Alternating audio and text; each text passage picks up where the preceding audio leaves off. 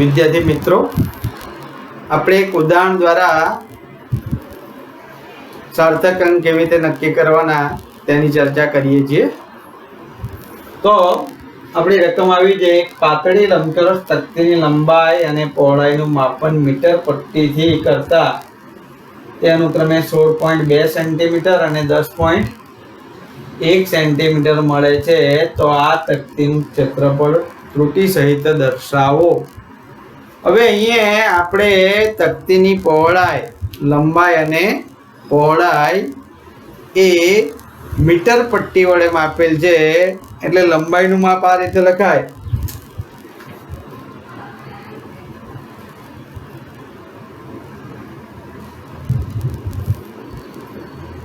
લંબાઈનું મૂલ્ય અથવા તો માપ L ± ડેલ્ટા L અને પહોળાઈનું માપ B ± ડેલ્ટા B। તો આ લંબાઈમાં નિરપેક્ષ ત્રુટિ છે અને આ પહોળાઈમાં નિરપેક્ષ ત્રુટિ છે। મિત્રો, અહીં આપણે મીટર પટ્ટી વડે માપેલ છે, એટલે ડેલ્ટા L બરાબર મીટર પટ્ટીનું લઘુત્તમ માપ 0.1 સેન્ટીમીટર, મીટર પટ્ટીથી ઓછામાં ઓછું 0.1 સેન્ટીમીટર સુધી માપી શકાય। એટલા માટે અહીં લંબાઈનું માપન આ રીતે લખાય છે। લંબાઈ તો આપણને આપેલી જ છે, 16.2 ± 0.1 સેન્ટીમીટર અને પહોળાઈ છે 10.1 ± 0.1 સેન્ટીમીટર। તો આપણે વર્નિયર કેલિપર્સની મદદથી માપ્યું, બરાબર। તો વર્નિયર કેલિપરની લઘુત્તમ માપ શક્તિ 0.01 છે, તો આપણે અહીં 0.1 લખવું પડે। અને જો માઇક્રોમીટર સ્ક્રૂ ગેજની મદદથી માપીએ, આટલું મોટું માપ લઈ નથી શકાતું, પણ નાનું માપ હોય તો માપીએ તો 0.001 સેન્ટીમીટર લખવું પડે, કારણ કે માઇક્રોમીટરનું લઘુત્તમ માપ 0.001 સેન્ટીમીટર છે। અહીં આપણે માપપટ્ટીથી માપેલ છે અને માપપટ્ટીનું લઘુત્તમ માપ 0.1 સેન્ટીમીટર છે, એટલે ડેલ્ટા L બરાબર 0.1, ડેલ્ટા B બરાબર 0.1। તો અહીં આપણે એ શોધવાનું છે, A ± આપણે શોધવાનું શું છે, A ± ડેલ્ટા A। એટલે આપણે બે વસ્તુ શોધવાનું છે, ક્ષેત્રફળ ત્રુટિ સહિત દર્શાવવાનું, એટલે A ± ડેલ્ટા A વડે દર્શાવવાનું, એટલે આપણે A શોધવાનું છે અને ડેલ્ટા A શોધવાનું છે। તો જોઈએ, A બરાબર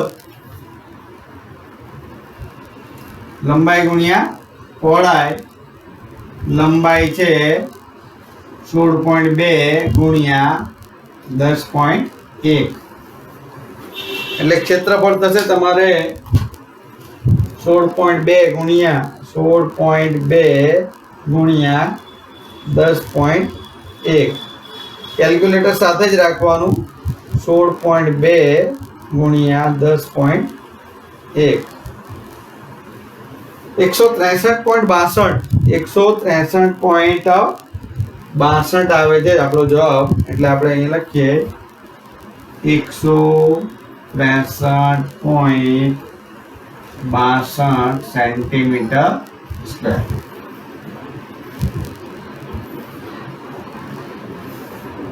હવે ડેલ્ટા A શોધવાનું છે, તો A × B, A બરાબર L × B। ભૌતિક રાશિનો ગુણાકાર કરીએ કે ભાગાકાર કરીએ, અંતિમ પરિણામમાં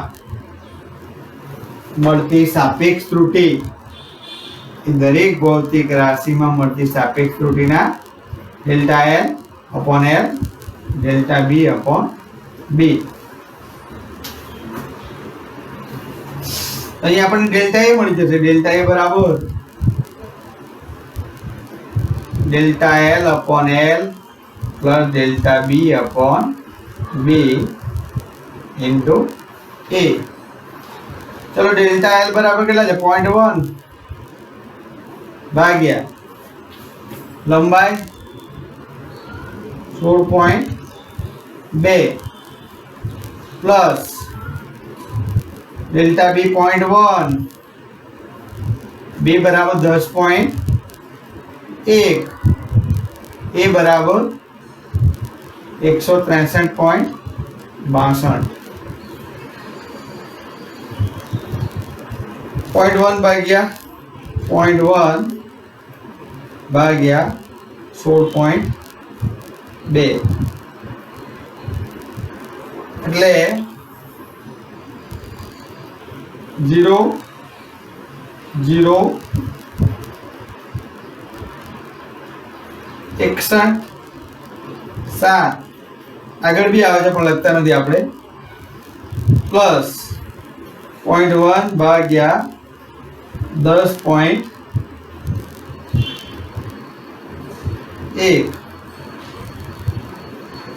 0.00990 163.62.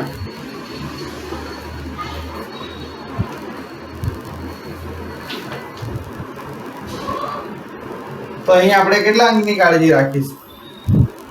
3 અંકની કાળજી રાખીશું. 0 0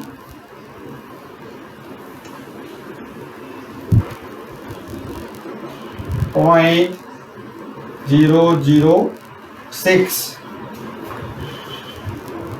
આ એક અંકને આપણે કાઢી નાખીએ તો 62 પ્લસ 0.0099 163.62.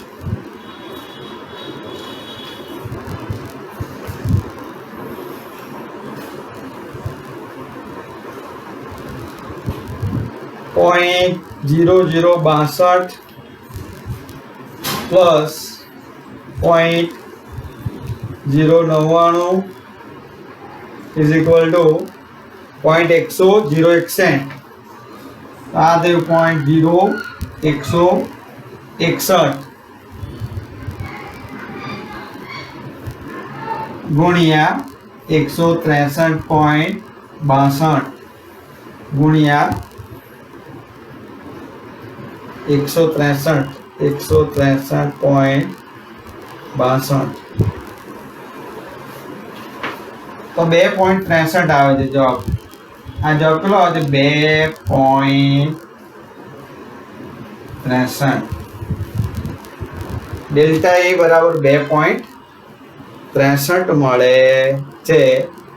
એટલે એનું મૂલ્ય a plus or minus delta A. હવે એનું મૂલ્ય બે ભૌતિક રાશિનો ગુણાકાર છે તો એમાં ગુણાકાર કે ભાગાકારમાં આપણે અંતિમ પરિણામમાં કેટલા અંક રાખવાના? લઘુત્તમ સાર્થક અંક રાખવાના. અહીં બંનેમાં સાર્થક અંક સંખ્યા છે 1 2 અને 3 છે એટલે આપણે 1 2 અને 3 રાખીશું એટલે 163 પ્લસ ઓર માઇનસ આપણે જે સાધન વાપરેલું છે એમાં 0.1 એટલે 1 સેન્ટીમીટર એક સાર્થક અંક સુધી કાળજી રાખી શકાય. તો આમાંથી એક સાર્થક અંક આપણે લખવો હોય 2.63 નું આપણે એક સાર્થક અંકમાં રૂપાંતર કરવું તો આ 6 નાબૂદ કરવો પડે તો અહીં શું લખવું પડે? 3. તો આ રીતે આપણે એનું મૂલ્ય લખી શકીએ સેન્ટીમીટર સ્ક્વેર.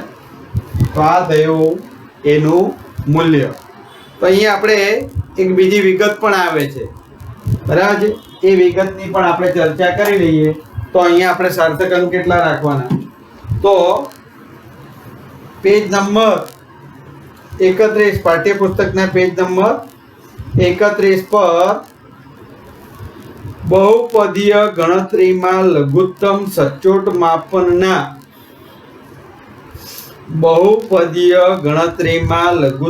સચોટ માપનના અંક કરતા દરેક માપનમાં એક અંક વધારે રાખીને મધ્યવર્તી પરિણામોની ગણતરી કરવી જોઈએ. પેજ નંબર 31 પર વિધાન આપેલું છે બહુપદીય ગણતરીમાં લઘુત્તમ સચોટ માપનમાં બહુપદીય ગણતરીમાં લઘુત્તમ સચોટ માપનના અંક કરતા દરેક માપનમાં એક સાર્થક અંક વધારે રાખીને મધ્યવર્તી પરિણામોની ગણતરી કરવી જોઈએ। આ રીતે આંકડાઓ યોગ્ય કર્યા બાદ ગાણિતીય પ્રક્રિયા કરવી જોઈએ। તો અહીંયા આપણે ખરેખર અહીંયા ભાગાકાર છે, તો આ ભાગાકારનો નિયમ શું છે કે બે સંખ્યાનો ભાગાકાર કે ગુણાકાર કરવામાં આવે ત્યારે અંતિમ પરિણામમાં જે સંખ્યામાં લઘુત્તમ સાર્થક અંક હોય તેનો ઉપયોગ કરવો જોઈએ। તો આમાં લઘુત્તમ સાર્થક અંક કેટલા છે? 1 છે।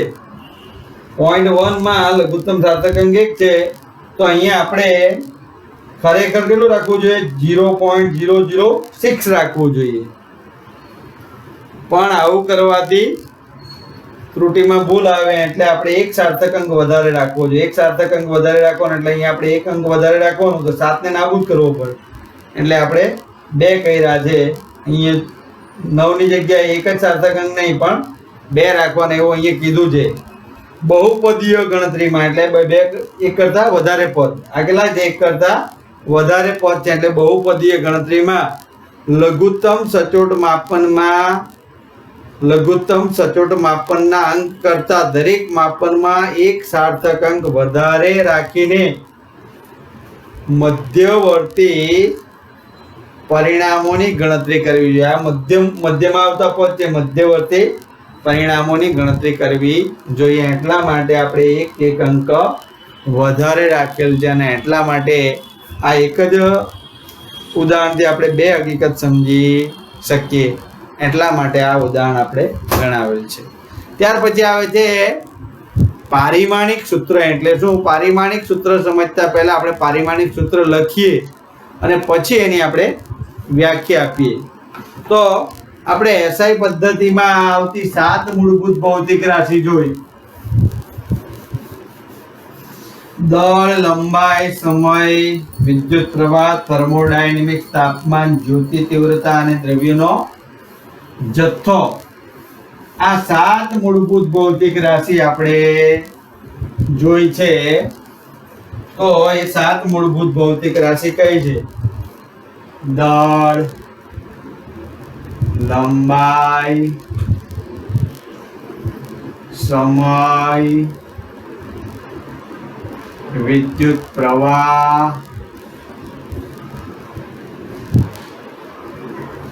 થર્મોડાયનેમિક્સ, તાપમાન, જ્યોતિ તીવ્રતા અને દ્રવ્યનો જથ્થો। આ 7 મૂળભૂત ભૌતિક રાશિ આપણે જોઈ। આ 7 મૂળભૂત ભૌતિક રાશિના એકમો: દળનો એકમ કિલોગ્રામ, લંબાઈનો એકમ મીટર, સમયનો એકમ સેકન્ડ, વિદ્યુત પ્રવાહનો એકમ કેપિટલ E, થર્મોડાયનેમિક્સનો કેપિટલ K, જ્યોતિ તીવ્રતાનો કેન્ડેલા અને દ્રવ્યના જથ્થાનો મોલ। તો આ 7 મૂળભૂત ભૌતિક રાશિના એકમો છે। આ મૂળભૂત ભૌતિક રાશિ છે, મૂળભૂત ભૌતિક રાશિ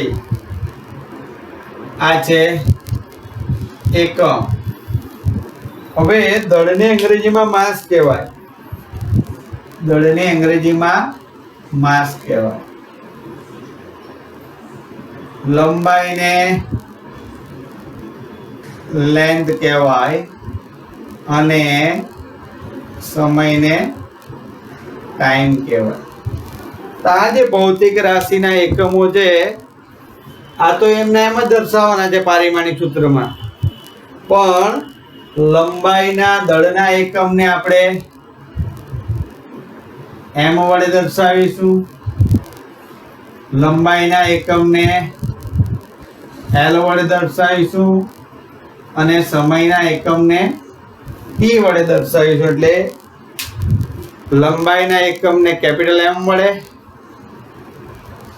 સોરી, દળના એકમને કેપિટલ એમ વડે, લંબાઈના એકમને કેપિટલ એલ વડે, સમયના એકમને ટી વડે, વિદ્યુત પ્રવાહના એકમને કેપિટલ એ વડે,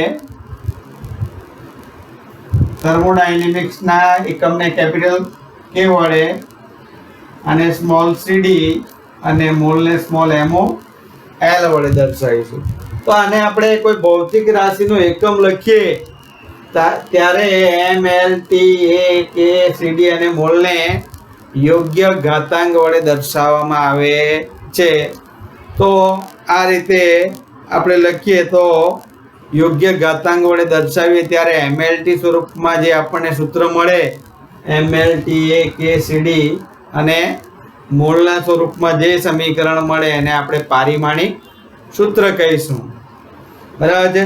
તો પહેલા તો દળનું પારિમાણિક સૂત્ર, દળનું પારિમાણિક સૂત્ર. તો પારિમાણિક સૂત્ર લખવા માટે શું કરવું? સ્ક્વેર બ્રેકેટમાં લખીશું. તો દળનું પારિમાણિક સૂત્ર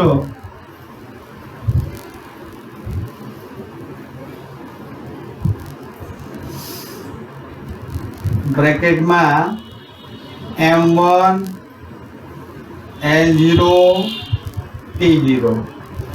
તો એમએલટી સ્વરૂપમાં આ દળનું પારિમાણિક સૂત્ર થયું.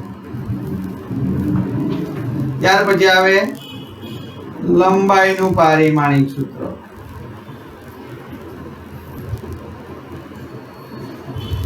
લંબાઈમાં દળનું પરિમાણ નથી, લંબાઈનું પરિમાણ કેટલું છે? 1 અને સમયનું પરિમાણ 0 છે. સમયનું પારિમાણિક સૂત્ર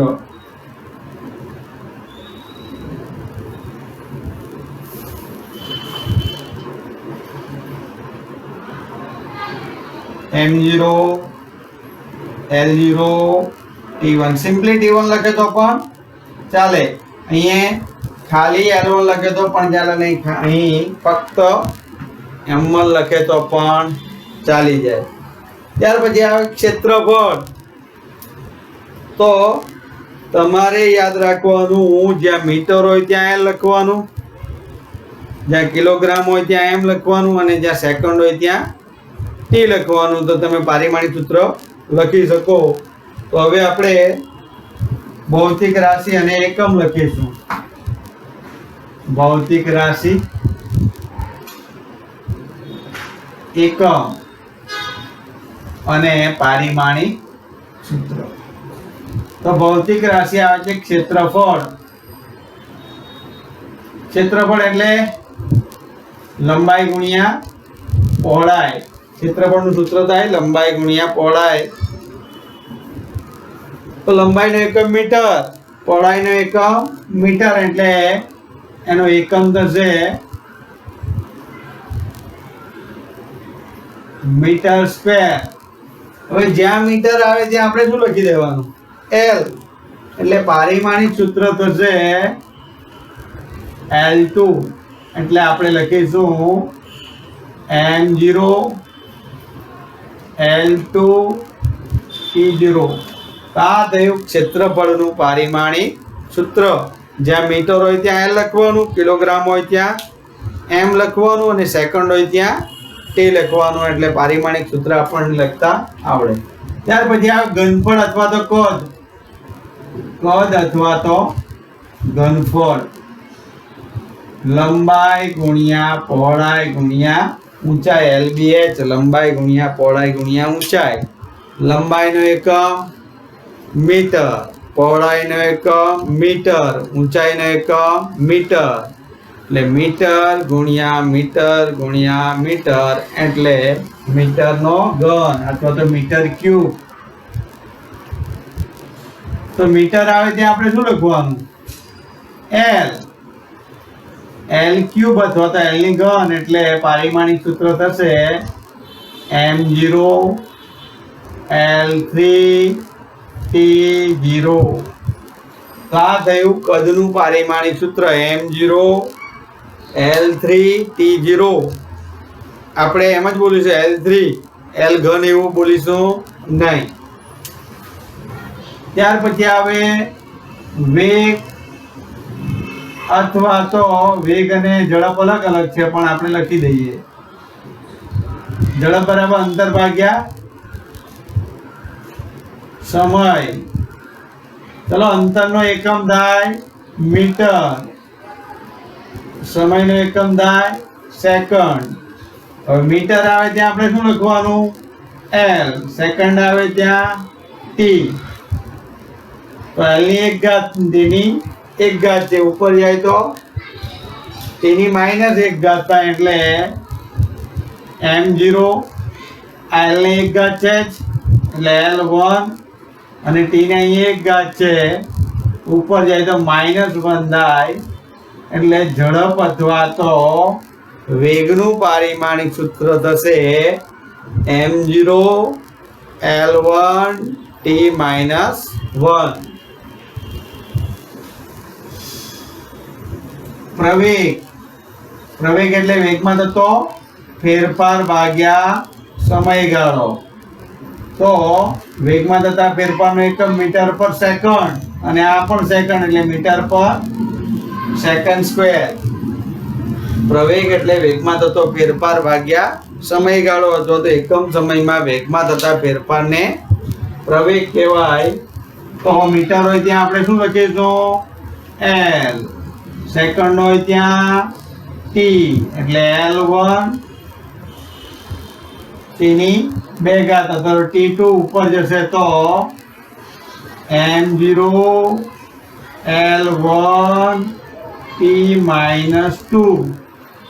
તો આ થયું પ્રવેગનું પારિમાણિક સૂત્ર. પ્રવેગનું પારિમાણિક સૂત્ર m0 l1 t -2.